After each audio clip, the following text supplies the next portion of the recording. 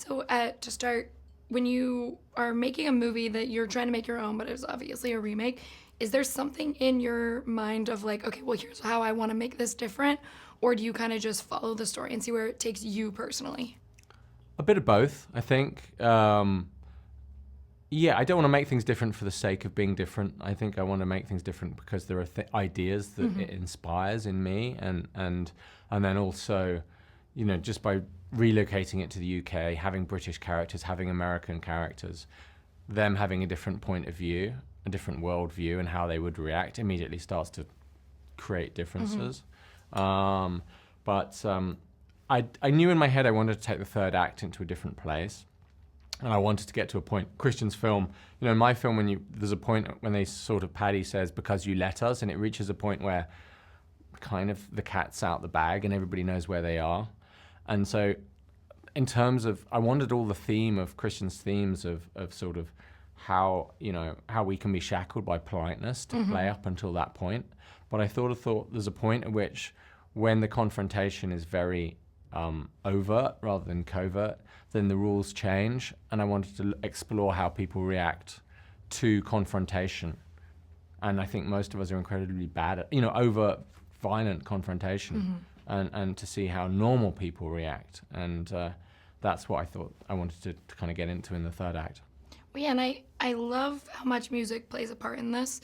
And I know, you have two songs that play multiple times, but did you have songs that you kind of listened to help get into the mindset of what you wanted this movie to be that weren't necessarily Cotton Eye Joe?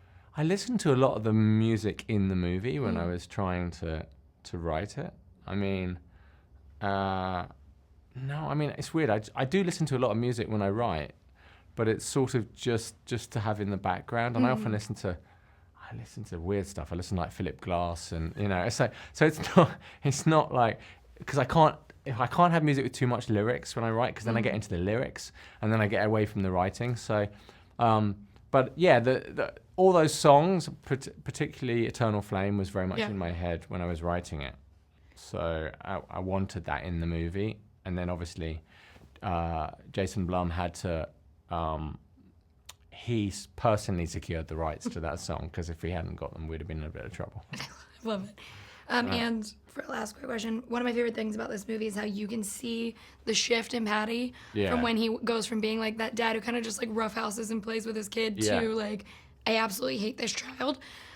When you are directing and writing and making sure those beats really hit, how do you kind of like map that out so that we as the audience are tricked along with this other family?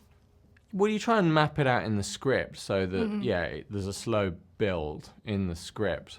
And then in rehearsal and talking it through with James, we kind of double check it, I suppose, and go, okay, does this go to this? And then on set again, because obviously often feature films are shot out of sequence. So you're also kind of going, he and I are mentally checking, okay, where is he in his journey? I mean, that's kind of, and making sure, because, you're constantly going, okay, he was there, he's got to be there, then he's got to be there. And so it's a sort of game of kind of emotional maths that you're constantly playing, trying to work it out. I love it. I really enjoyed the movie. Thank you. So thank you so much for talking with me today. Oh, that's brilliant. Well, I hope your voice comes back.